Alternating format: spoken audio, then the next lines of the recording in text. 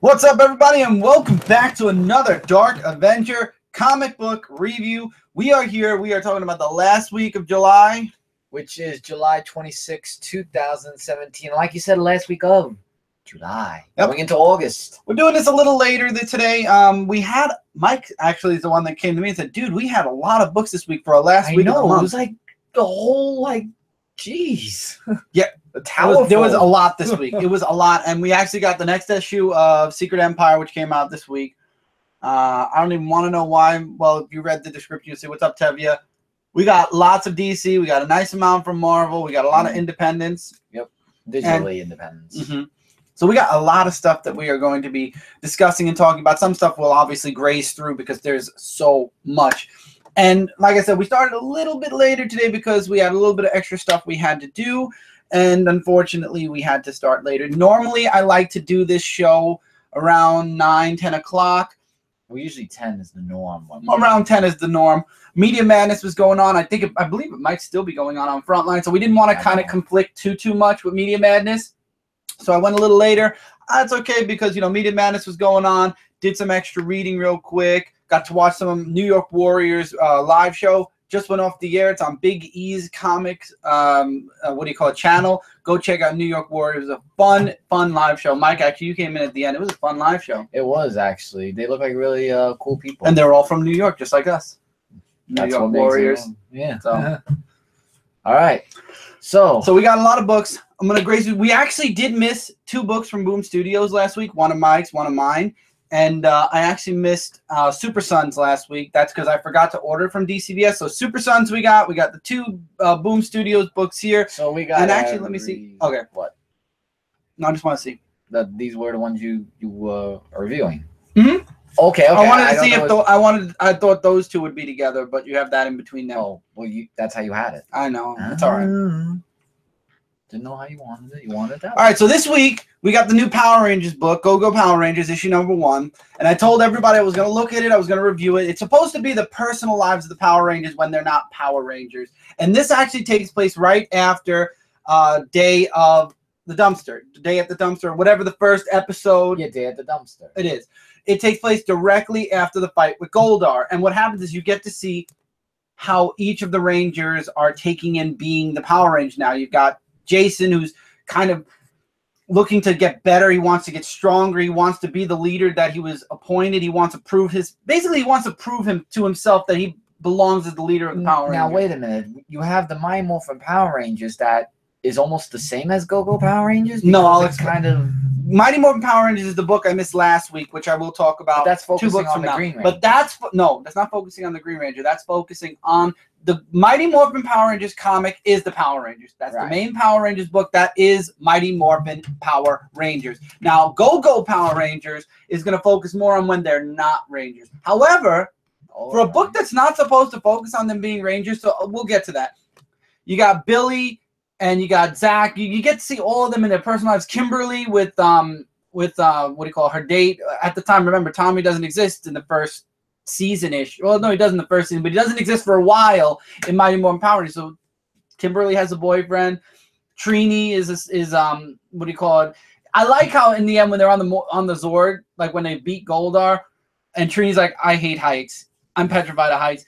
And see, this is the bad thing. I read Mighty Morphin Power Rangers at the same time as I read Go Power Rangers, so I'm actually misconstruing which book happened where and what happened in which book. But you've got they get put on a mission. They have to save the astronauts that released Rita. They never actually acknowledged that in the TV series. So now the Rangers are called in again, and they have to end up going to the moon. First time ever at Rita Repulsa's lair, and they have to save the astronauts. Kimberly ends up flaking out on her date.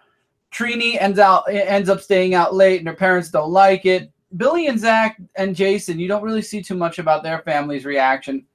And they go up to the moon, and now they have to save the astronauts. And Jason has his first confrontation or first face-to-face with Rita Repulsa.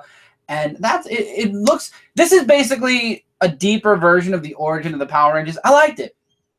And I didn't like that they said that this was going to focus on the Rangers. Now, it did focus on their personal lives more. However, it was still very, what's up, Frank? It's still very Power Rangers because you still got to see them morph. You still got to see them as Power Rangers. So really, this is a Power Rangers 2.0, except more focus on normal life, less focus on Rangers. Whereas in Mighty Morphin Power Rangers, it's more Power Rangers. And we're at the point where Tommy joins the team and less real life. So at some point, I feel like these books are going to balance each other out, possibly. Probably. I don't know. Plastic, however, issue number 4. The main character comes up with a plan finally. He wants his girlfriend doll thing back. So he takes the fight to the people who kidnapped him, ends up killing a bunch of people, and then leaving out a demand. He basically kidnaps the guy who has Victoria and says, give me my girlfriend or I'm going to kill your son. And it leads to a big meetup. There's only one issue left to go. We still got no background on this dude. I feel like we're never going to. It's going to be one of those things that leaves a big question mark at the end, which is fine. I mean, whatever they choose to do, they can do. I'm enjoying Plastic. There's one more issue to go. I would love a background story, though, on the actual main character of this book. My opinion. Now, this book came out last week, and that's Mighty Morphin Power Rangers, issue number 17. The Rangers have won. Draken has been defeated. Now the Rangers have to get Zordon back. They rebuild the command center, as you can see in the let me see the cover a minute. Oh, I was just showing the cover. Yeah, it shows the Zords rebuilding the command center, but when the book starts off, the command center's back. Zordon, they're trying to find a way to bring him back. You've got Jason leading the team, and the team is all around the world trying to fix, when there's a natural disaster, they're trying to fix up what happened during Lord Draken. What's up, Brevin Campbell? Media Madness and Comic Review. So they are still doing a Media Madness. I couldn't wait any later. So any later, and I probably wouldn't have had anybody left. So what happens is they're in a kind of like downtime. So they're still, Jason is kind of overexerting himself, like he's in the command center 24/7. He's leading the team. He's sending the team places here, there, and everywhere. You've got this other woman who's kind of looking to, the Rangers have saved the world, but now we want to change it. We want to make it safer. And in the end of the book, you actually see her confront the Rangers. She's like, your downtime is done. We need you now. And I like it. I like the chemistry between Tommy and Kimberly is starting up a little bit. We don't know if Kimberly broke up with the boyfriend from Go Go Power Rangers. You get to see a little bit more with Trini and Kimberly. Kimberly's dealing with some issues with her mom. It's a really good book, and you got Tommy and Billy really training hard after what happened with Lord Draken. I really like the way the book is going with the Mighty Morphin Power Rangers. Really awesome stuff. I definitely would recommend checking out Mighty Morphin Power Rangers if you haven't already. Man, it was so good. Now, I only put this book in because I'm going to stop reading it again because Spawn, issue number 276. They went from a classic feeling style Spawn book to the art that you see on this cover, and I opened the book, and the artwork completely and utterly took me away from the book. This brings back horrible memories of when Jim Downing was Spawn, and I was saying the artwork was very dark. It was very muddy. The artwork in this book is very dark and very muddy and very sketchy, and it's just so... I'm sorry to the artist, but this book just lost whatever it gained, whatever momentum it gained from issue 250. Starting with this story arc, it lost it. It really did. The artwork, the change in artwork really, I believe, hurt this book once again. It feels exactly like the artwork that made me kind of disconnect, like with Jim Downing. But Jim Downing himself was a reason for me to disconnect from Spawn. Now it's just the artwork, and I don't understand why Todd McFarlane continues to find artists that do art like that when it doesn't look like, it doesn't feel like Spawn anymore. I understand Spawn is a dark book. Completely understand it, 100% understand it. However, it doesn't feel like Spawn. I did not enjoy this issue at all. And when the artwork changes again, maybe I'll come back to Spawn. Obviously, I'm not going to just drop it completely. I'll still kind of read it on the side, on my own leisure. But man, am I not reviewing this book until the artwork changes. And if I start enjoying it again, I don't know. They're in Japan right now, I believe, or China. Who's Jim Downing? Tevye... Al Simmons ended up killing himself in the late or mid-hundreds, and Jim Downing took over as Spawn all the way until issue 250, and that's when Al Simmons came back. He was the segue Spawn.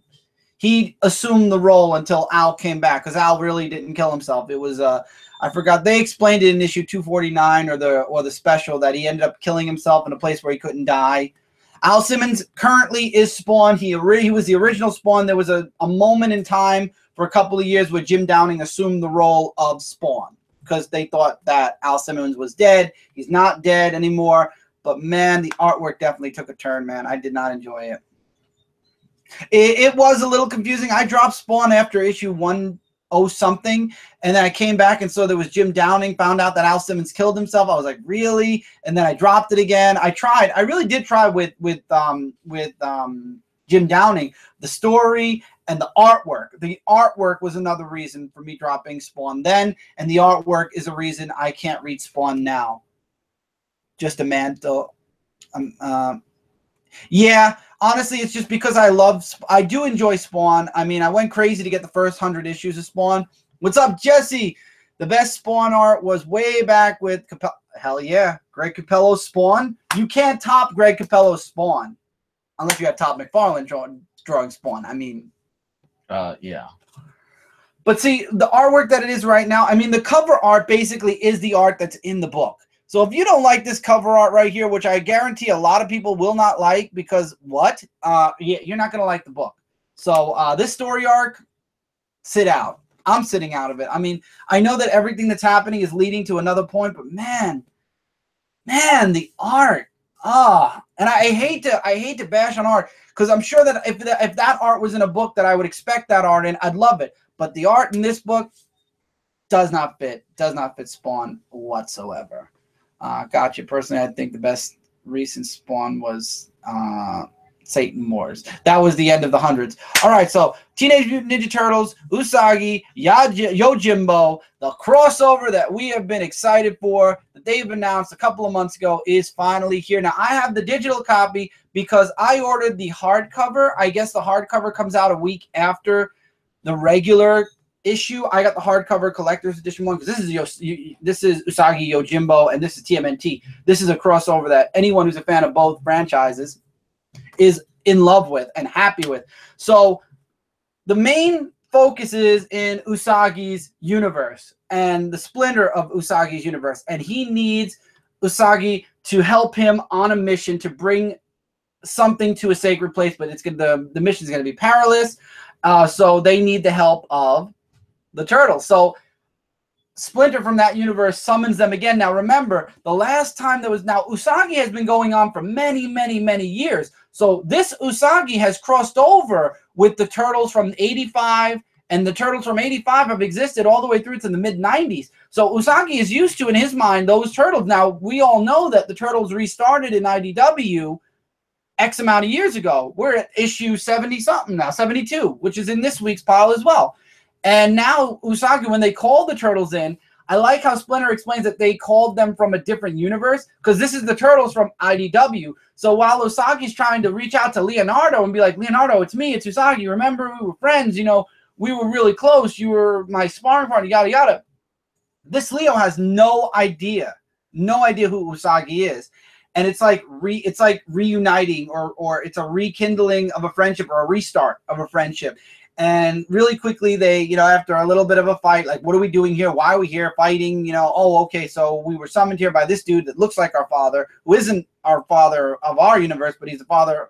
Anyway, they go on this mission. Long story short, they end up in this big fight with I forgot who the demon chick was, but she's the one that's on the cover. And it's all to prevent this evil catfish who will destroy the world if he's freed from getting free. Of course, they succeed because this is Yojimbo and the Turtles, and the world is safe. The Turtles go back to their universe. Usagi continues on his journey in life, and everybody's happy. This was a really fun book. The art style is, of course, Usagi Yojimbo's story art style, which was really good.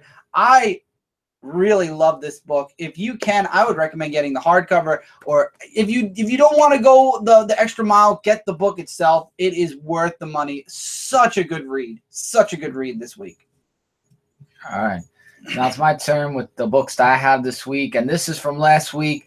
Bill and Ted Save the Universe, issue number 2. The awesome rock and roll adventures continue in Bill and Ted. And this one actually is more of a reuniting because both Bill and Ted reunite with their moms. And I thought that was like really sweet. and their wives are there as well with their children. Now, see, here's the thing. Babyface Chris, are you protesting? What's up, Alan? Or are you protesting what happened at Funimation? You're going to have to tell me what happened at Funimation. I've been MIA on the computer. I've been super busy working, but let me know in the comments what happened at Funimation. Usually we like to keep the comments comic related, but now I'm actually curious why. Yeah, so now Bill and Ted want to go on a tour, you know, with their rock and roll band. This is in a different universe because they have a mission that their moms were talking to them about, you know, that they had to do for their sons because it was either they save the world or their sons will be in danger. So they, in exchange, want Bill and Ted to do the same thing and leave their kids behind for a good amount of 10 years. Now, their wives aren't too crazy about this, and I don't blame them because they have children and everything. And they're really starting to think, should we do it or should we not do it with this whole 10 years going away and everything, including with the tour. And this is them in a totally different planet. And you know how their moms are saying, how could you tell these people about it? And they're just like, oh, with publicity, you know, publicity got to their head. And there's a lot of other things that happen in this book. So definitely, if you're a Bill and Ted fan like I am with rock and roll, I would definitely say pick up this book. But it's going to build up really into something else in the next issue. Oh, wow. Sony Pictures TV to acquire Funimation following a 1.5 or 50 million value. I think that means violation. I'm guessing that means violation. Whoa. I have no idea what. That's crazy. But I mean, Sony, it could work. And yes, Bill and Ted are funny. WWE issue number 7. The adventures continue with Dean Ambrose and the boss Sasha Banks. I mean, they're really shipping them as a couple, aren't they, in this book? I've read it too, and now they're really shipping them hard. But here's the thing, though. Instead of like Dean Ambrose going like his own way of with the superstar, he gets ambushed by the Wyatt family, and then Sasha Banks gets captured with the Wyatt family, and then, you know, Bray Wyatt talking about all families, this and that, wanted Sasha Banks to join their family clan. And of course she's like, oh, hell no, because she didn't like their ways and stuff like that. I mean, I wouldn't either because their ways are like really, really creepy. And then we have Dean Ambrose, who modified Sasha Banks' car into a big, huge monster I saw truck. that in the monster truck. That was actually pretty awesome. And then they managed to get away, of course, but yeah, but the Wyatts are after them because he said, you know, my Fireflies go after them. I thought he would say follow the buzzers at least, but he didn't. And then there was a second story with Jake the Snake Roberts. That was nice. I read that one. That was really classic about No, that's right, Chris. The value. Oh, the value of Funimation was okay. It was the value. Okay, so Sony decided to acquire them. No violations. Okay, good. Do you remember the snake's name? No. I can't remember the snake's name, but he said as a story of his career that he had a snake. I wouldn't freak out. I know this is so breaking. Anyone else want to read it? Okay, thank you for sharing the link, Alan. I hate to break it because I don't want to break the rule of not talking comics. I just, since it is later on at night and because this is breaking news apparently, again, I'm going to cool everybody down if you're freaking out about Funimation being bought by Sony. Marvel was bought by Disney and nothing changed. I don't see any changes happening to Funimation. I just see that Sony is now going to be making a dollar value on Funimation, and Funimation obviously having a big partner in Sony is going to get them more anime from Japan. That's all. I don't see Sony sticking their nose in and screwing around with what Funimation is doing, because if it ain't broken, why are you going to fix it? Okay. All right. So this one review for Comic Frontline, and that is Ghostbusters 101 issue number 5. The Answer the Call Busters and Ghostbusters are still teaming up with each other. And now there's something that's going on in the Bronx, whereas in the Bronx of all places, of course. Well, they. I'm gonna get a soda. You go ahead and talk about the Bronx. But anyway, just long story short. Exit stage right. Yeah, you have two ghosts. You have Egon and Ray who are investigating about this ghost phenomenon that's going on. Phenomena. Yeah. Whereas you have where the hell is Bankman, Winston, and the other two Answer Call Busters. I can't remember the names. I think Jillian and Patty, I think their names are. They actually do the investigation. Jillian is on the ball. Like, she lured that ghost into that containment unit like it was nothing. I mean, I really like Jillian's character in the Answer to Call Ghostbusters. I mean, even though I never saw the movie, I like her character that's portrayed in the book. But there's going to be a lot of things that's going to conclude because the next issue is going to conclude. Damien was the snake for Jake and Snake. Damien, thank you. Yes. How can we forget Damien? I forgot. I had a lot of books. But, yeah.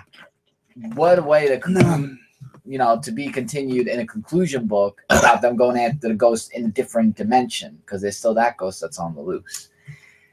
Here we go. Savage Dragon issue number 225. The 100-page spectacular. Spectacular. Because this is the final issue, actually. What? It is, yeah, the final issue of Savage Dragon. Because I'm going to tell you what happened in this issue. You have... Why are they ending Savage Dragon? I didn't know they were ending it completely. Well, I didn't see it to be continued or anything, and it looked like to be the end. And I'm going to tell you why I think it's the end. Because they fought against Battlelord. Both Malcolm, you can look at that, his father, and the other teams. I can't remember, Angel and whoever. You have Uis, however you say his name, that's still trying to convince Angel that he's in love with her and everything. And even wait a minute, wow. Plastic, no, the last issue of Plastic is coming out when? Wow, it's coming out late. Oh, never mind. It's trade paperback. Keep going. And so long story short, consult the previews. Exactly. They fought against Battlelord, both Malcolm and his father. And here's the spoiler here: Malcolm's father dies in this issue. That won't stop Savage Dragon though, because Malcolm's been taken over. I'm just saying, but when he went to heaven and saw those girls in there and he had a smile on his face, yeah, that just sold him right there. Like they won't resurrect him. Yeah, but they said what a great man that he was. What? Okay, it looked like it was the end. All right, well, I guess it's not the end. It looked like it's Malcolm, and it's part 2. That's issued what? That's 225. It's 228. All right. It's still going on. Nobody freak out. Well, it's the 100-page was spectacular pages and everything, and then they had the oldies. I'm not going to get into that part of Malcolm's dad's story. But and this is why we consult the previews. Are you done now? Thank you. Done! Okay. So, really awesome issue, guys. Definitely check it out. It's really, it's just sad that Malcolm's dad died in this issue. Faith in the Future Force, issue number 1. Now, when I started opening this book, I like how Tell me that's the last issue. No. I like how in the beginning of the issue, remember Ivar Time Walker that went to that girl saying, come with me if you want to live?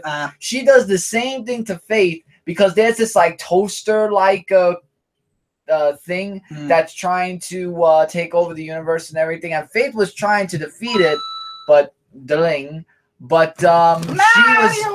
she was actually defeated because that toaster was stronger. So now, with the time traveling and everything, she had to go back in time, not only to say that Faith was not strong enough against the toaster, but has other teams that are going to be joining Faith. That's why it's called Faith in the Future Force, because they're going back in time to get Faith, to get the new team to go up against this toaster-like creature. Why did you have to tell me this during the review, Alan? Really? Yeah. So definitely a good issue for that. And like I care. And yeah, the text, not the book. Just I'd be shocked if Eric Larson decided to walk away. Exactly. It made no sense that he would just the end. That would be big news. I didn't know. Okay, so it's still going on. I'm happy about that. Yip yip hooray. Now can we continue on? This is the last and final issue of Red Agent, the Humanoid. Are you sure it's the last issue? Yes, because that was the final issue of the miniseries. Okay. And I heard that. But I was kind of iffy with this book. Like, I liked how both Avril and Red Agent were fighting off against this monster with Talon. And Red Agent was, like, really hot-tempered in that. Like, when she defeated that secret project person, I can't remember what his name was or something like that. But they defeated him.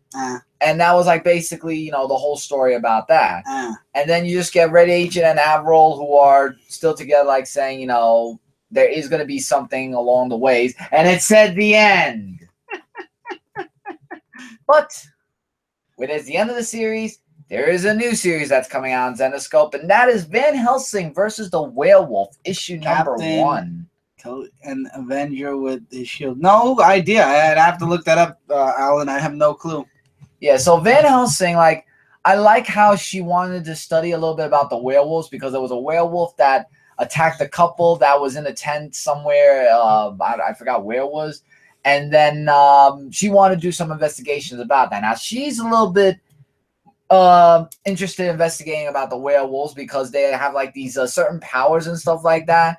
And it was a little bit like, okay, I understand, you know, she wanted to talk a little bit of history about the werewolves and all the other stuff. But it actually is going to set out a really interesting future issues I can see about when she actually goes one-on-one against a werewolf. So it's like a starting off point of where you get a history and where it's going to lead on for future issues to come. So I really enjoyed the issue, and I'll be definitely checking out the next issue of that. Now, this one's just a throw out there. I just don't know why, Chris. Street Fighter and Friends Swimsuit Special, July 2017. Because we have July of 2016. He has July 2016. If you want to see pictures of them and their swimsuits and everything, that's all. No story, no anything else. So that's all I could say about this book. I mean, if you want me to show you just some artwork about this book, just to give you like a little bit of a, you know, about what you're going to see in this book. Actually, I like this one with, like with Felicia. Like, that's basically all you have. Just them in their swimsuits and some giggity goo ones, I'll say that much. And, so pretty much that's all you get. What you see in this is what you get. So that's it. So I don't know if I'm going to make that. And I'm just going to throw this out there. I can't get it to run, but Media Madness over on Frontline is happening right now. So if you want to go over there, give them a thumbs up. They are discussing, what was it? They're discussing Teen Wolf, the last season premiere. Go over there, do what I did right here. Give them a thumbs up. Say that Chris from his Dark Avenger review sent you guys over to give a thumbs up. Show some love. And then if you guys want, if you're Teen Wolf fans, this is going on right now on Frontline. You can come back here after their live show and check out the rest of the review. Or you can finish the review here and go give them some love afterwards, or go give them some love and then you guys come back here. But make sure you give Media Madness a thumbs up, some love, and then y'all can come back here and we'll continue with the books. Right now we're in the independents anyway. I know a lot of you like Marvel and DC, but go show them some love. So he's pulling Gwen Stacy. Huh? I did it for you. Killed Blackwood. Oh, we're not talking about that yet. Alan. Saga issue 45. This is a good issue. I enjoyed it. We find out that the boy wasn't really what's her name? Oh geez. Hazel, that it's a projection that Alana is making, and she doesn't know how to stop it, and the more she does it, it's hurting her heart. The other girl, whose name left my mind right now, is in trouble because you got bounty hunters in front of the ship. You got lots of crazy stuff. Prince Robot comes back, which is awesome. And Alana kind of gets, I don't know if she has a seizure or her heart stops because of all the projecting she's doing, but she's able to be brought back. And now we're seeing who they were going to see about the getting rid of the baby that's inside of her. And yeah, we're left off on a really, I don't feel safe anymore. Last issue of Saga? Hell no. There will never be a last issue of Saga. It's so good. You can stop something that made headline news here in my neck of the woods. Really? It made headline news? It made headline news. Wow. So we're going to have a lot to talk about then. Okay. We're getting there, though. Exo Manowar. So go show some love to Media Madness. Wow. You can skip Michael. He's going to say this is the last issue, and it's not. Issue number 5, which I reviewed for Comic Frontline. If you are watching this post live, you can still go over to Comic Frontline, find Media Madness. You saw the picture, you saw the episode, give it a thumbs up, leave a comment, say you found it through the Dark Avenger comic book review. Show them some love. Our Comic Frontline brothers and sisters. Yes. Well, sister, because I think it's just Kat on there.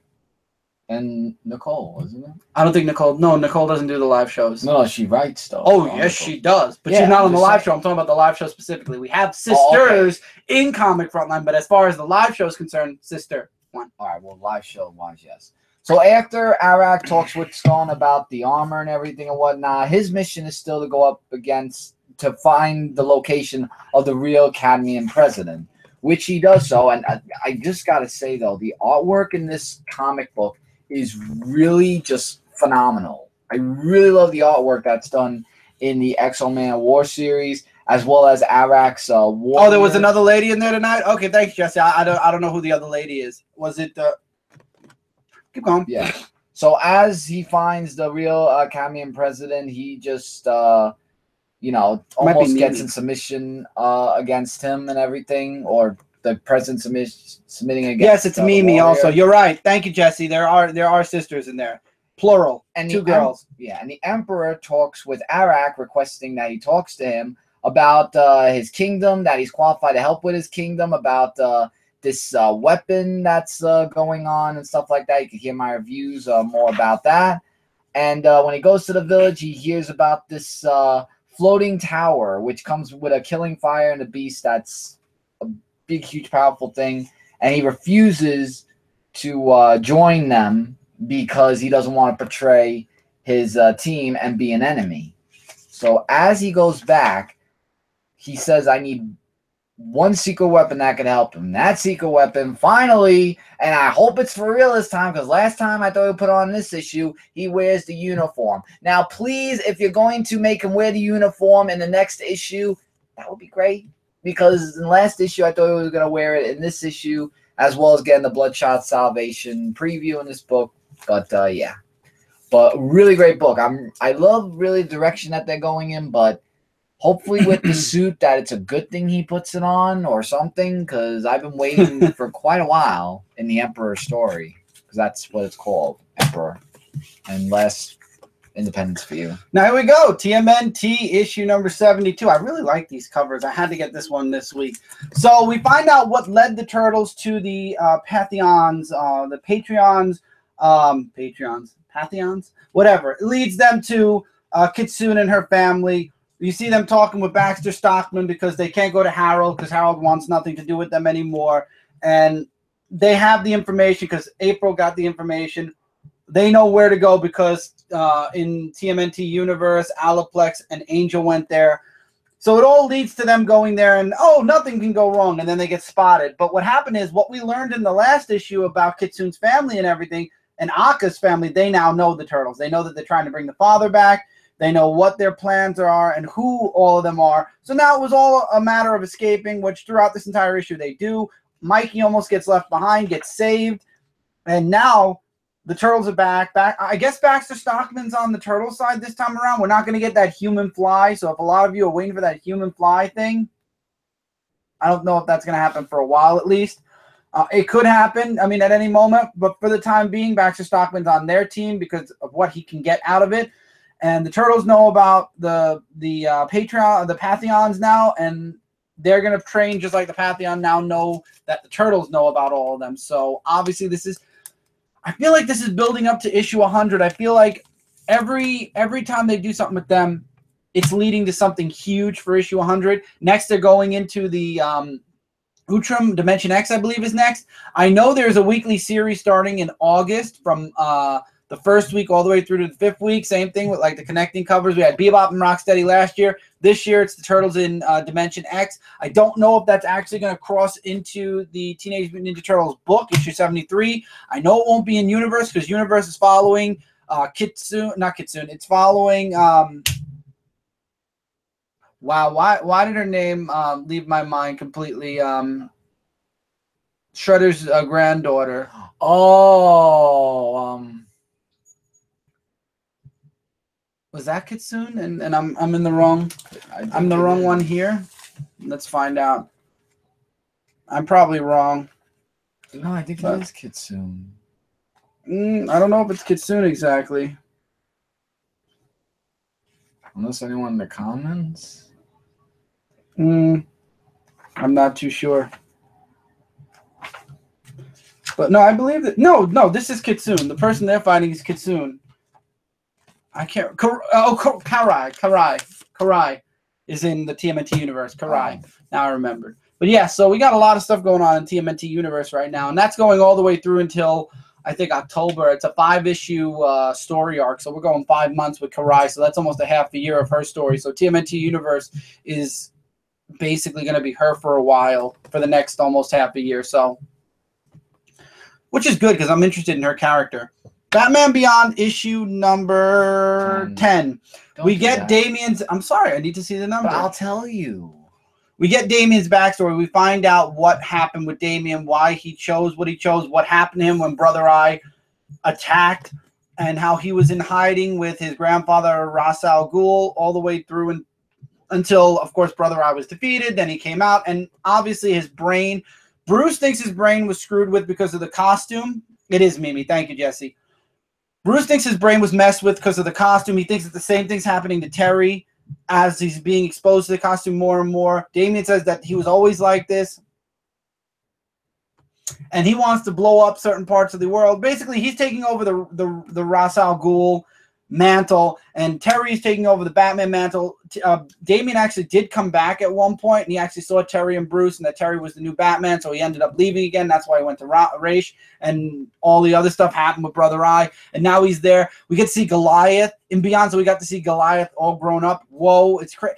I hope that this isn't a true, like, this is how the future is for DC. I really hope this is an Elseworld, after, future Beyond, because I cannot see Damien going dark. I see Damien as part of the Bat family, running the Bat family in the future. I don't see Damien going back to Ra's al Ghul. Well, then again, isn't that what he was trying to go to? But then, because in Teen Titans, he doesn't want to go back to Ra's al Ghul. Right. So that's my point. So in the DC world, he's fighting against that. But is he a little bit older? In Beyond, he's a lot older. So maybe as a little bit older, maybe I think this is an Elseworld. Beyond is an Elseworld. So maybe an Elseworld, Damien's like that. I don't know. I'm just saying. It's a possible future. Possible future. It might be. All right, Weapon X issue 6. This is the penultimate issue for Weapons of Mutant Destruction, which is kind of crazy how we're literally one issue away. It's ending with Totally Awesome Hulk, and I'm kind of shocked that we're ending so quick. I thought that there'd be more, but they go in, they break into the facility. Obviously, everybody except Cho want to kill Reverend Stryker. They use Cho as kind of like, they use him to get in. They use him to kind of distract him by sending him to save Bobby, the boy that was convinced that he had to be there to stop the mutants from whatever. You get to see the scientist who kind of fights with Reverend Stryker. And then when Amadeus finds out that he's being kind of played, yeah, it's crossover. When Amadeus finds out he's being played, he gets pissed off and he goes and saves Reverend Stryker. And Wolverine's like, we tried it your way didn't work, so now we're doing it our way, the only way we can do it. Which, again, this is why Totally Awesome Hulk does not work well with Weapon X. Weapon X will do whatever it takes. They're going to kill if they have to, and that's what this team is all about. And then you have Amadeus Cho, and it's like, why is he here? But obviously he's mixed in with the DNA of the Weapon X mutant, so obviously he's involved. So we get to see H-Beta released at the end of this issue. Now we got to see H-Alpha still. I don't know if they're going to have to do an extra size issue for Totally Awesome Hulk, I think, to finish this off, unless there is a Omega book that isn't part of the checklist. I looked at the checklist twice. It says one book left. So either this is going to wrap up way too quick, or it's going to wrap up and lead to a possible next story arc later on down the road for Totally Awesome Hulk and Weapon X, which I don't like. I'd like them to kind of finish this arc, finish the crossover, so we could just, Weapon X can go their way, Totally Awesome Hulk can go his way. And I actually have to keep an eye out. I actually have to look at previews this month to see if the next trade paperback for Weapon X is coming out. I did get the first one, which has Totally Awesome Hulk in it. I got to get the second one with Totally Awesome Hulk, and then it'll just be its own book from that point on again. I am enjoying it, though. Weapons of Mutant Destruction is really fun. If you've been missing out, I honestly don't know what to tell you at this point. We got one issue left to go. Do what I'm doing. Get the trade. I believe the first part trade came out this past Wednesday. I don't know why it didn't come in my order this week. Maybe they're a little delayed. I noticed that DCBS sometimes when it comes to the books, they're a little delayed. So it does come. It was scheduled to come out this week. It didn't.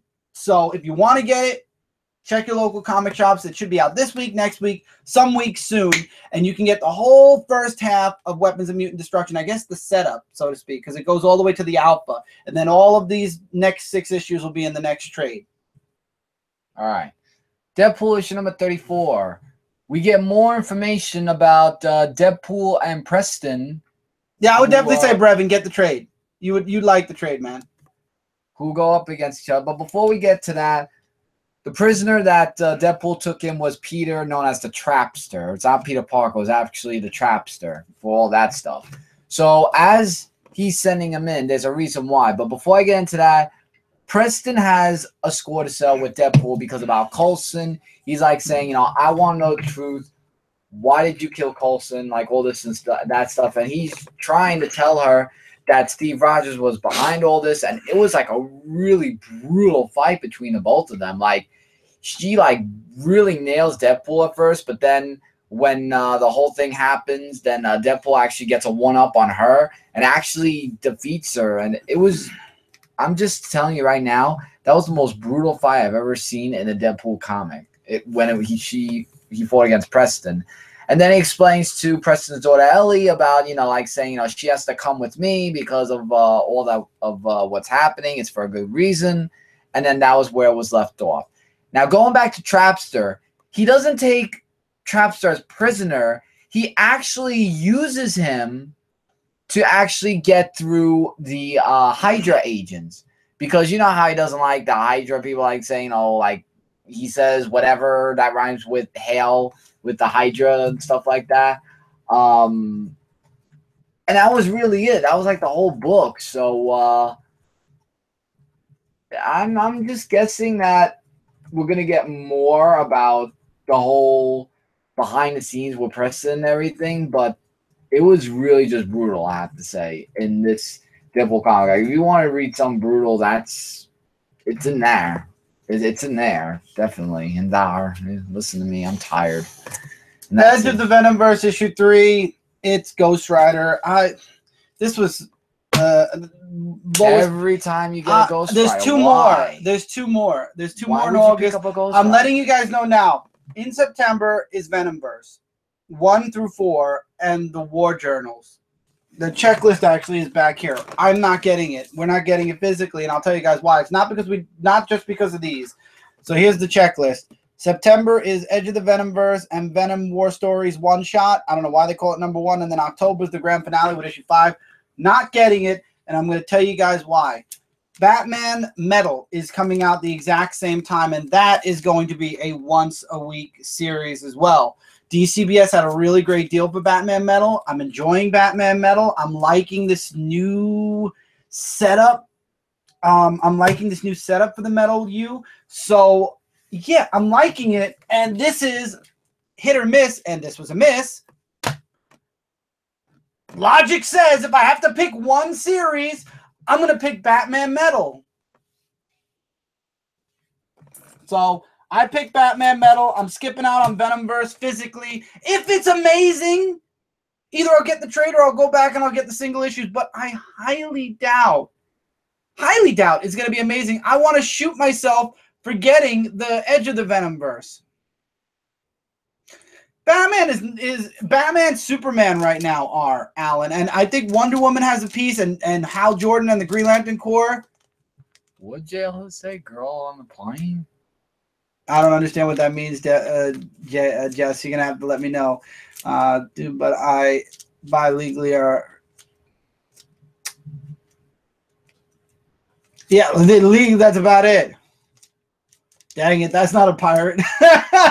He meant a pirate. I got it. Oh, man, that's funny, Jesse. Yeah, he is. Tevye, you officially are a pirate. Red Hood Michael's liking. Yeah, but they come out this week. Everybody, Tevye is the boomerang pirate.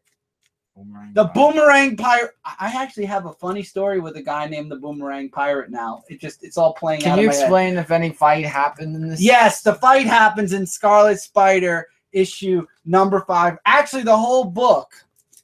And what's up, Justin? I'm sorry, man. You came in on that, and you came in a little bit about glad I skipped the Venomverse. What's going on, Justin? Glad to have you on here, man. And yeah, he's the boomerang pirate. That's what we're going with. But Scarlet Spider, it's Kane versus Ben the whole way through. You also have, I forgot that girl's name, but you have her dealing with her older brother in this book as well. The whole fight between Kane and Ben, really, it just comes to a head all the way until Ben actually says, you know, I'm actually trying to save this little girl. You kill me, and there's no way of me saving her. You don't kill me, and there's a chance that I could actually save her. I'm legit trying to save her. I'm not conning her. And Kane says, okay, you cure her, and then you're dead. You don't cure her. She dies, you die. So basically, Kane, when he's done doing his deed for this little girl, Kane's going to come back and kill him.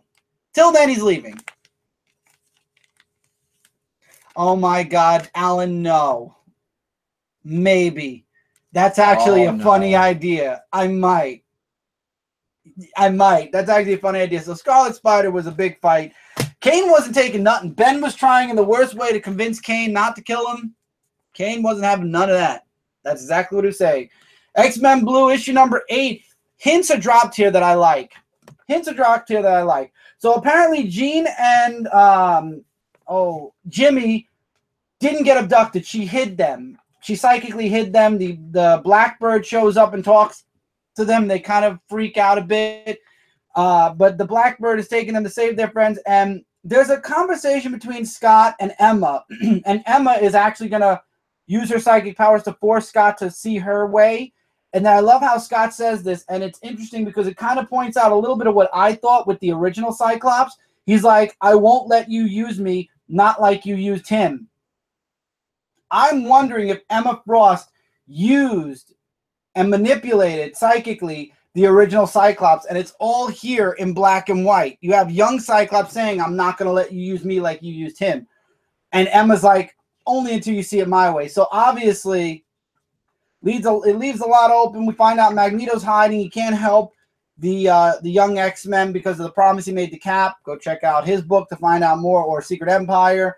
But we find out that the Blackbird is actually Danger, and she's there to help the young X-Men. And actually, there's somebody else there to help the young X-Men, and that is in the form of Polaris.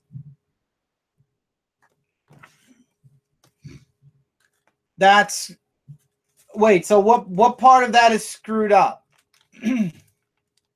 Which part is screwed up? I'm not understanding. Screwed up about Emma and Scott? Or... Brevin, you got to tell me what's messed up. I just literally talked about every single little point that I wanted to in this book. There were a lot of screwed up points. If you're talking about Emma and Scott, yeah, it proves that Emma's always been the manipulative white queen. Even though she was on the good guy side, she was using the original Cyclops to start that A versus X to lead mutant. Basically, she could be the reason why Cyclops became Magneto. What about all the times without Emma Frost when he... No, she was always around. Are you listening? What? What about all the other times when Emma Frost wasn't around and he actually... Alan, Magneto's hiding from the wooden gun. What? What about all the other times when Emma Frost wasn't around and he actually... But he's only been like that when Emma Frost is around. In Avengers vs. X-Men? Mm-hmm. Emma Frost was on his side. By his side. I don't know, but if that's what you meant, Brevin, yeah, it's very screwy, and it definitely is messed up. And if the original Cyclops ever comes back and has like those dampeners that prevent psychic manipulation from happening, and it's true, whoa, I want to read that arc. That arc I'd love to read. All right, he can't help. He promised Captain. They asked why Magneto didn't help. Magneto cannot help. He made a deal with Captain America. He would stay out of Hydra's business and stay out of New Titan, and he'd be left alone. What's up, Brian Spaceboy227? Great to have you on the show, man. Go ahead. All right. I had to say hi. So the Punisher issue number 14. That's a nice cover. That is really nice cover, actually. I liked the whole stars in the form of the skull of the Punisher. And just like I said in the review, it's just a one-shot story where the Punisher, he's basically... the Punisher? Like, he's trying to solve a case where the robbers are at the Met Museum that are taking the money. And Frank Castle's there to punish the people who are doing bad by robbing and everything, and it is blood and gore and everything. I just want to show some artwork here. This page I want to show you where the Punisher has his own car. Like, look at this. His own car right here when you're done with that. I mean, I'm just making a joke in wouldn't chat. you actually want a car that looks like this? No.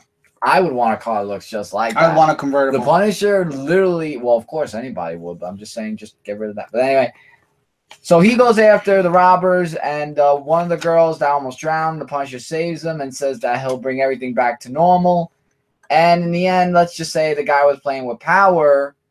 You know, when you play with power, you play with fire, and the Punisher is fire, so you don't want to mess with the Punisher if you're playing with power.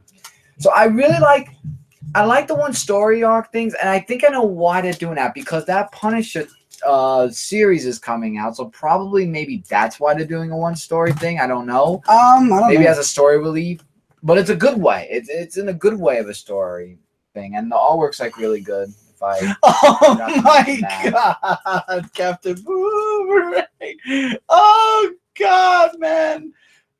Okay, so let's get into this. Is going to be one of the 2 or 3 big talks left, and that's Secret Empire. And I actually did like how Mark from the New York Warriors summed up this book. It's really easy. So Black Widow wants to prevent the vision that happened with Spider-Man being a murderer, because she said, "I looked at you. God, are you showing up finally?" I mean, I'm starting to get that light thing that happens. Is God wanting to make an appearance? Possibly. I don't know. So Black Widow wants to prevent Spider-Man from becoming a murderer. So her and the team are there. She wants to basically do what this picture says. She wants to kill Captain America because she is a murderer. She is an assassin. She's killed many people before. So there's a nice scene with Captain Marvel up at the top of, over the world, still dealing with it. You got Captain America. You got the real Steve Rogers fighting Red Skull in this other universe. Now, Captain Hydra, as Tevye calls him, or Steve Rogers in this living Steve Rogers right now. He lost Elsa. He's facing Spider-Man at Capitol Hill. You've got we find out that Mosaic is around, so Mosaic's helping out the resistance against Captain America. Spider-Man is trapped. You got the best fight between Black Widow and Punisher, and we find out what Captain America promised Punisher, which is basically to give him an army to fight against crime and everything like he wanted. So then she sees that Miles is about to commit what happened, what Ulysses' vision was, and she tries to get in the way. And I'm going to tell you guys at the end something. She gets in the way, and spoiler alert, but Alan already said it. Cap breaks her neck and she dies. So now Black Widow's dead. We learned that Tony Stark died in the previous issue. The shield hit her neck. He didn't physically do it. The shield did it. The point of the shield did it, yeah. Oh, I thought it was the shield. So the way you were Miles is one move away from doing the vision, showing the vision off. Our Lord and Savior Signal is trying to communicate. Yeah, right. So in the end, it's Wasp who convinces him, "You're not a killer. Let him go." He lets him go. They get arrested. All that Cap has left is Sharon, and Sharon tries to kill him in this book, and he loses Sharon. So basically now Cap has been pushed over the edge. Now he's completely 100% Hydra. You have Cap in the other universe, Steve Rogers, fighting the Red Skull, and that kind of ends on a cliffhanger. So you've got Cap, who is in this world somewhere, who's drowning now. You've got Hydra Cap, who is ready to declare war on the world and the rest of the Avengers. And then the best part, Falcon takes up the mantle of Captain America again. Now, I want to tell you guys, there's 2 books you should read this week, and I actually did skim them, and that's Captain America Steve Rogers and Captain America Sam Wilson. There is a journey to this picture, to Sam Wilson putting on the Cap suit again, and that's in Sam Wilson's issue. And it's really good because at first it's like, no, I'm not going to be Cap. The world doesn't want Cap anymore. They don't need him anymore. They don't deserve him anymore. Nothing, because Captain America is a disgrace. And then the journey of him talking to the Patriot. The Patriot. Actually, there's this long dialogue between the two of them, and it convinces him that the world does need Cap now more than ever, and he is Captain America technically. Steve Rogers is the other Captain America, now Captain Hydra. And in the Steve Rogers book, now that is what happened up to the final page. So Sam Wilson happened within the pages of Secret Empire issue number 7. So that's where Sam Wilson left off. Now Steve Rogers takes place after issue number 7, where Sharon's in a cell, and he finally just takes off the Cap suit once and for all, dresses in his Hydra suit for the last time. So now he is Hydra Cap 100%. Everything that was holding him to his old life is over, and now he's ready to declare war on the world. He's about to give his speech, and that's where the book leaves off. So you get a little bit more on what's going on with Steve in his book, and you get the journey of why Falcon decides to put back on the suit again in Sam Wilson. Wow. I really like it. Yes, Sam is going to be the Falcon again in Legacy, because Captain America is going to retake the mantle and the Circle Shield in the Legacy arcs. So Batman and the Shadow. Batman is freed and saved by the Shadow. It becomes a huge fight between Batman and the Shadow and all of the rogues between Batman's gallery and the Shadow's gallery. Awesome fight, by the way. Alfred makes a call to Commissioner Gordon to and he only got this call once before, and that was Bane, and he said we answered it too late and Batman's back was broken. This time we're going to make sure we're there on time. And let's just say Batman is in a dark place by the end of this book, and Joker and the Stag are targeting one of the Shadow's closest friends by the end of this issue. One issue or 2 more to go? 2 more to go. A lot can happen. And then this was already confirmed next year for a volume 2. So obviously it's going to leave off where the Shadow obviously wants Batman to take over his mantle.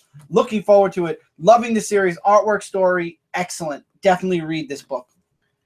All right, Justice League of America, issue number 11. We're still continuing the story of Curse of the King Butcher. And if you don't remember what I said about King Butcher in the last issue, he gives you dreams that are probably an illusion, and then it's a bad ending at the end. So after they're doing the whole, they're trying to get Killer Frost that cure and everything.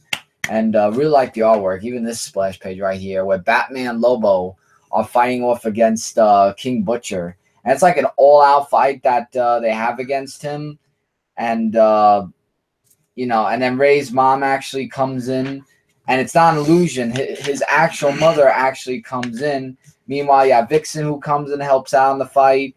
And the mother's like saying, I didn't want to believe it, but it's really you. And she's trying to say, after he defeated King Butcher, she's just like saying, that she was just protecting him and she's sorry about all these years and everything. And then Ray just turns around and says, no, you're safe. You and your family enjoy your wish, because he heard her wish for a new family. And I forgot to mention something, and it just hit me because I was talking about Secret Empire, and I see Tevye talking about it still here. One thing you all have to remember is don't worry about who dies. Don't worry about what happens. Remember, the whole goal of Secret Empire is for Captain America or Hydra Cap to get the Cosmic Cube, the cube that can change everything, that's going to cause generations, that's going to lead into Legacy.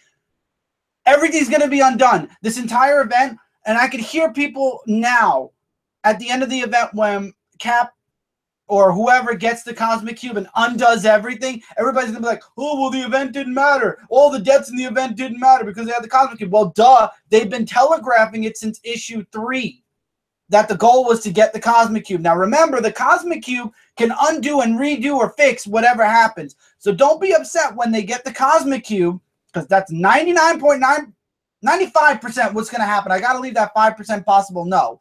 That's 95% what's going to happen. It's going to undo everything that Cap did as Hydra. It's going to undo all the deaths that happened, including the innocent bystanders' deaths. It's basically the Dragon Balls for the Marvel Universe. It's going to undo all the damage that Cap did as Hydra Cap, but everybody's going to remember it. It's going to bring back, hopefully, some Marvel superheroes. Maybe it'll even undo Civil War and a few other deaths that happened, because obviously the Cosmic Cube can do that. It's not limited like the Dragon Balls. It can bring back and do whatever somebody wants. They'll fix the Marvel Universe. Nobody will be dead. The world will hate Cap for a time, and that'll be it.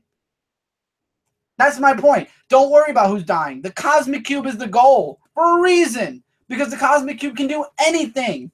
Hydra Cap is proof of it. And now back to you. Yeah, I want to show you this. Did you see? I ordered that. I ordered that. One really bad day. In stores October. Oh yes, I ordered that in October. Yeah, I got that. I ordered that. Yeah. It was only $5. Show it. Show it. Yeah. They made a book called.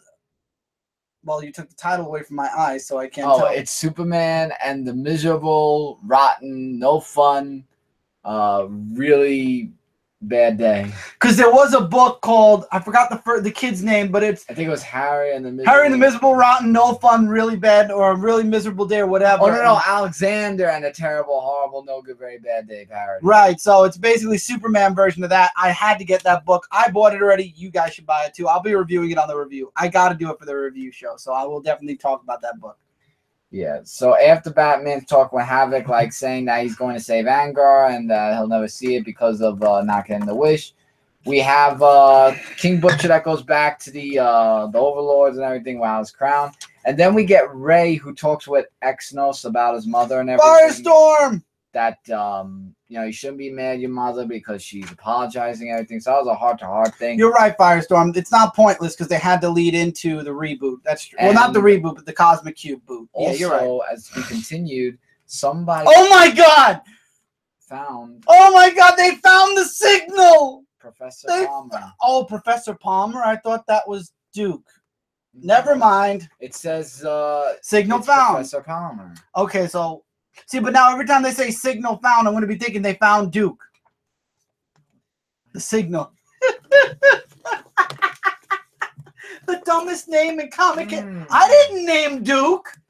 Why do you have to always make it a joke? It's not. It's a... Look up in the sky. It's the signal. During the day? You can't see it. During the day? Speaking of signals. Okay, there. Detective Comics 961 is all about Azrael, who is now Adrian is not in control of his body anymore. The dogma that's inside of him, or the programming that's inside of him, is controlling him. You've got more backstory with Batman and Zatanna. You get a little bit of their past, their present, and like I said, you got the internal struggle with Azrael, or Adrian, which is his real name. And in reality, he's being controlled by Avalon, was it? Oh, John Paul. Why did I say Adrian? John Avalon. Paul. You're thinking of that other thing. No, I forgot which controlling him.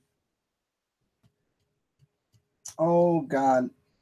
The signal. Oh, Ascalon is controlling his body. So John Paul is still stuck in his body. The whole book, the whole rest of the book after that is a fight. Zatanna and Batman show up at the end just in time to kind of knock him out. And then finally, and I don't know how many of you guys remember back when John Paul first became Batman, he changed up the bat suit. This is when Batman's back was broken by Bane. We get to see the rebirth version of John Paul's new suit. Oh. And it's a bat one. And basically, the suit's what's been controlling John Paul. They put John Paul inside of the bat suit. It's going to undo all of the damage that the sorrows, the suit of sorrows has done to him, and undo the dogma that it put inside of him. And it's going to fix him up, and then he's going to be in control of his own body again. So basically, he'll be... I forgot now. See, I lost to Azrael. He'll be Azrael, but in the bat suit instead of in his other suit, which basically every time he wears it kind of screws with his mind. Teen Titans issue number 10. Blood. I know, right? Justin just said, look, it literally, I think this rebirth suit is literally to pay homage to the people who know the original suit. Exactly. It looks exactly with a little bit of a touch-up paint job. Yes, it does. Teen Titans issue number 10, Blood of Manta. Cannot see because it has a screen on the plastic. There you go. So we find out that Black Manta is actually the father of Aqualad in this comic book, like what you guessed in the last issue. And meanwhile, Damian's having a talk with Batman, like saying that he might need to return home soon and everything because of... what's been going on and stuff like that. And then he has a talk with Raven about, about Jackson, like getting rid of him, that he's going to regret it and stuff like that. And we have the mother. Oh, I believe he is going to regret it because Jackson's going to come back with Deathstroke and his team at some point, and it's not going to be good. Yeah, and we have the unveiling of Black Manta, what he looks like. In case those of you who don't know what Black Manta looks like. Anybody who's read Aquaman knows what Black Manta looks like. Well, for this, he's just like, and then he's explained to Aqualad about years ago in the 1700s of a pirate, Madame Lagrock and stuff like that, and the whole history and yada, yada, yada. It was like basically the whole history of how they became to be and whatnot. And so they have to find Jackson because they're looking for him because they don't know where he is. And the mother knows that Black Manta is up to something and stuff like that. And also, they said that Aqualad is gay because he says, I'm gay. Well, I think that was known already. I didn't know that. And I'm just saying, like, which is fine. I mean, I'm just saying, I think that was known already. I think that was known already. Somebody in the comments correct me if I'm wrong, but I think that was known already.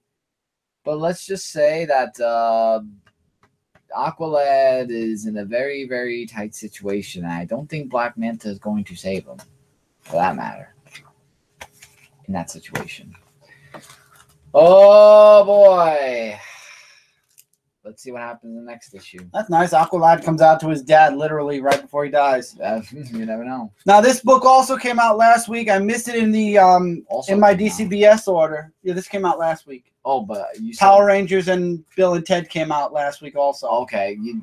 This is the variant cover. This is Super Sons issue number 6. I loved it. Damian, Superboy teaming up in the beginning of the book. Damian gets a call from the Teen Titans. They have a mission they need to go on. Of course, John wants to go with them. And Starfire's like, why don't you come along? And Damian's like, nope, he has to go home. He's not part. He's not even a teen yet. He's a 15, how old, 15, right? He's 10. There's no way I'm letting him on the team. So Damian, with his hard head, decides, nope. John goes home. He's upset. We get to see Damian's side where he ends up fighting these this group of supervillains, one of which being called Time Commander. Time Commander? And the team gets wiped out pretty easily, but Damian thinks, okay, so if you're going to kill me, I'm telling you now, I'm going to make it hard on you. He's like, I'm not going to kill you. I'm going to use you as a message. That message was he used his time powers and turned Damian into an old man. Wait, let me see. Do I look like that? Wow. So now it's going to be up. So he goes to John after basically cold cutting him out of the Teen Titans. Damian goes to John now for help because his team was incapacitated and he's an old man. Oh, man, that was hilarious. I love Super Sons. It's a fun book. If you're not reading Super Sons, you are missing out. You are missing out. And I'm sad because I can't put that in my top 5 this week because it came out last week. All right, the Hellblaze issue number 12. This is the last part to the Smokeless Fire, which I did also review for Comic Frontline. And it's basically John Constantine asking Dante about Henry's journal, of just giving it to him before it goes in the wrong hands. So as Mercury is trying to say that you can sort of trust him by saying that the books won't go into the wrong hands, of course, as the issue continues, they find him, the group that's looking for the journal, with the great artwork, by the way. And he's like, and John's like saying, let's just hand it over. And then Dante's like saying, but you promised. And of course, you can't trust John Constantine. Even I knew that. I don't know how these people, I knew that. So then, as the guy has like these secret powers, he knocks him out, and then somehow, some way, John Constantine gives him the journal and thinks that he has a way to go around it, but I guess not. And it looks like now he's going to London because Next says he's going to London. I don't know if you DCBS'd the Hellblazer, but if I do not like what I see in this new story arc, I'm probably going to drop it. This was good, the last part. It was good. But if I don't like what I see in London, I can't. All right, you just tell me, and that's when it moves off the physical list, and we can put it to a digital. It saved me with liking that one, but Now, these last two books are definitely going to be in my top this week because I really enjoyed them. Hal Jordan and the Green Lantern Corps, issue 25. Obviously, with an issue 25, it gets that extra-sized anniversary issue. So, Saranic, we know in the last issue, basically turned out more like a father and was pissed at Kyle because she found out that Sarko was her and Kyle's son. You got the Yellow Lanterns who are looking to kill Tomar too now because he killed Tomaru. You've got the Yellow Lanterns and the Green Lanterns trying to stop this fight, and then Kyle is brought in with Guy Gardner, and Hal's like, who did this? And Saranic pops in and says, I betrayed. I'm the one that did that to Raynor. And look, I want you to look at this pose. Look at this. That's her father right there. So basically, because she just did an autopsy on her son, and because Kyle never told her the truth and what happened now with Tomar too, basically Saranic is now evil. She's completely turned on the Green Lantern Corps. She's upset about what happened with Kyle, what happened with Tomaru, everything. Basically, she's like, this partnership is done. John says, you know, I'm offering whoever wants to stay with us the opportunity to stay with the Green Lantern Corps. Everybody else, you know, pick your side. And then, of course, you got Saranic, who, pissed off, decides to fight the Green Lantern. So Kyle has to ring up and he has to fight alongside the other Lanterns. It becomes this big fight up until John basically puts in his contingency, which was basically another lie that Saranic gets upset about. And that is that he set in a contingency that if they ever fought against the Green Lanterns, there was a way to shut off the Yellow Lantern power battery. And Saranic and the Lanterns that decide to follow her end up leaving. Kyle tries to stop her. Saranic basically is becoming her father now. And the world, you know, you got Tomar too, who sends his ring to somebody else to, what do you call it, to take over for his role because he's no longer a Green Lantern, at least not for now. And then you've got a little teaser at the end, which I'm not going to spoil that right now, but let's just say Sinestro might not be completely gone. But I like how Saranic, because of all the lies and deceit now, she's like, you know what? Maybe Sinestro's right. So we have a new kind of like evil, and it's crazy. And I don't know, now in the last issue I was like, maybe it's Sinestro manipulating her somehow through the Yellow Lantern ring. Maybe it's the Yellow Lantern ring controlling her. Maybe it still is. It still could be. It could be any number of things, from Parallax to the Yellow Lantern ring. But let's just say that Saranic is definitely a new foe to the Green Lanterns, and it was crazy. It was an insanely emotional issue. And now Kyle has that scar on his chest for possibly the rest of his life. I don't know if that could ever be cured. It might. I mean, I'm sure, you know, comic magic always happens. But damn, that was a wow issue. That was spectacular. And then finally, Action Comics 984, the grand finale to Revenge. So Superman and the Super Family are trapped in the Phantom Zone. And I love how the book kind of opens up with Lois and John in the fortress. So I knew it. I think we all called it. So apparently being in the Phantom Zone fixes Superman, because there's something in the Phantom Zone that cures his eyes and he's able to see again. The same type of, I forgot what he called. The, what was it? The elements in it fixed him. So Zod has the Eradicator in the Phantom Zone on a mission. He gets rid of, basically he systematically destroys the Revenge Squad. He destroys, he sends Mongol off into space. Supergirl is still trapped in the fortress, and you got John in the Kryptonian armor fighting to protect her as well. We find out that Eradicator's in the Phantom Zone to find Ursa and Lord Zod, who apparently is not Christopher Kent. Apparently in the Rebirth U, he was part of he's always been in the Phantom Zone, so he was raised by Ursa. We find out that there's a voice in John's head, and it's Ozymandias, or Mr. Oz. And the funny thing is, and I'm going to talk about this at the end, is the more you see the dialogue between Ozymandias, like, what was it? In the very beginning when he's talking to him, he's like, I'll guide you. And he's like, think of me as a friend who knows this armor well and has your best interests at heart. I'm curious about something, and I'm going to throw out a prediction, and I'll probably mention this again on Frontline. So anyway, Ursa and Lord Zod get freed from the Phantom Zone. Superman piggybacks off of the Eradicator. Zod is injured from the fight, so he ends up leaving with Ursa and Lord Zod. So basically, Zod, his son, and Ursa are now out of the Phantom Zone in space somewhere. So this is something Superman will have to deal with later on. The Super Family gets freed. Metallo is taken out by Supergirl earlier on. Cyborg Superman's trapped in the Phantom Zone, and now you've just got Ozymandias watching on because John talks about that voice that whispers to him. So Zod is taking over another world where it says the beginning. So obviously, is that his son? Kent? No, it's not Christopher Kent. That's Lord Zod.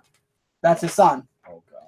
So I don't know, but we'll be seeing Zod again for sure. Now my prediction is this: Ozymandias has been, or Mr. Oz has been, really protecting Superman.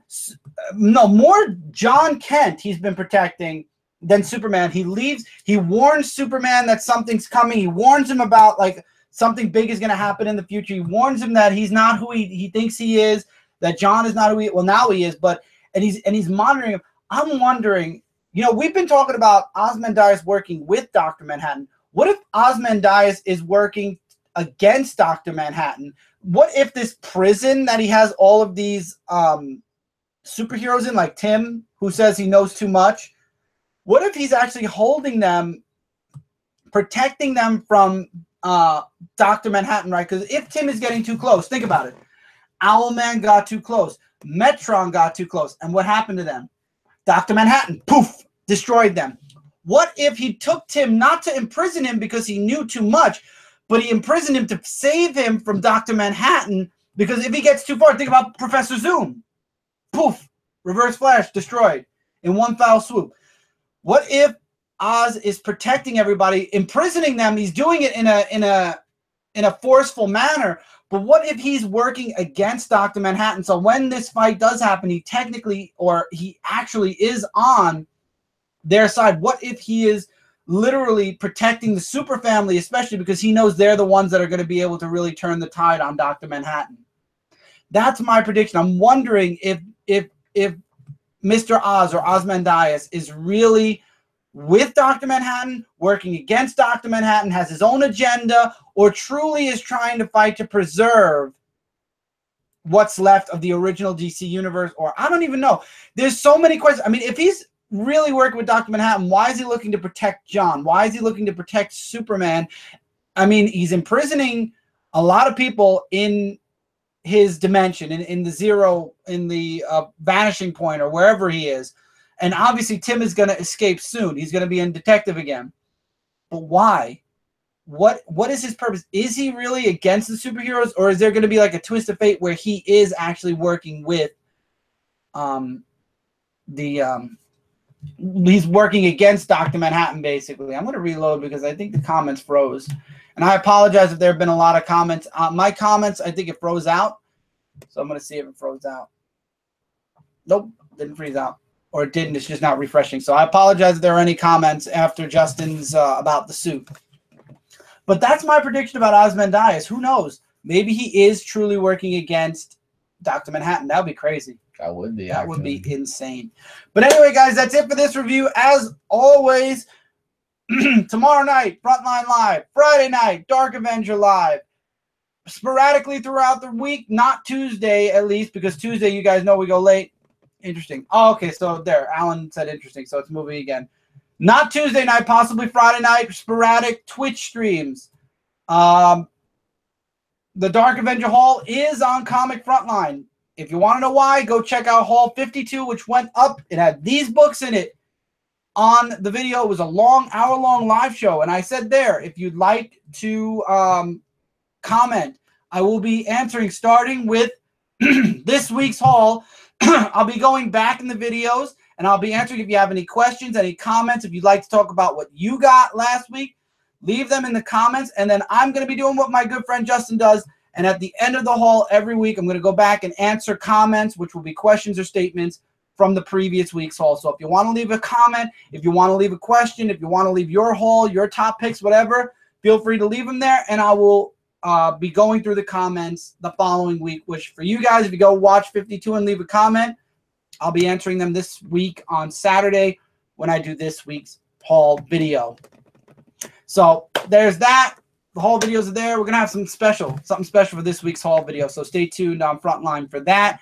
Till then, if Media Madness is still going on, go over there. Give them all some love. If you didn't go, give it a like. If you didn't go, leave a comment. Get over there now. Go do it. Even if you don't watch Teen Wolf, go over there and just send some love anyway, because those guys are doing Media Madness several times a week to catch up, and that's awesome. I feel bad that I had to do this show during Media Madness because, you know, Mondays are the days where we do the Dark Avenger review, because this is the day where we finish all of our books. But anyway, oh, it ended? Okay. Go show some love later on anyway. Media Madness will also be this Wednesday. Mike and I aren't on Media Madness, but always go show Media Madness love. Awesome show every week. Kat and Jay do an awesome job. This week, Brett was on. Mimi was on. I think not Justin. Lil J was on. So there were a lot of people on this week because they were talking about the today, because they were talking about Teen Wolf's final season premiere, and then they're going to reboot Teen Wolf and start it over. Anyway, I'll see you guys tomorrow. Tomorrow is Frontline Live. That's where all of us are going to be on, and we're going to be talking about comics, news, and a whole bunch more. Love you guys. Thank you so much. Feel free to leave your comments here, and I'll answer your guys' comments in the comments below, because it's your turn now. Let us know what you thought about the books that came out this week. Do you agree? Disagree, likes, dislikes, recommendations? We want to hear from you guys. That's why there's a comment section below. Thank all of you who are here live with us. Firestorm, Tevya, Justin, Jesse, Alan, Brevin. I know that we had a few other people pop in. I'm going to slide up. Frank. Brian Spaceboy 227. It's Frank came in. We had I believe we had somebody else at the beginning. It's not letting me go all the way up anymore. So I apologize if I missed whoever else was on here, but thank you all for being here with us. We will see you guys next week for another Dark Avenger comic book review. Till then, take care. Keep reading, keep collecting. And we'll see you guys really soon in the next video. Hey, everybody. Later, guys.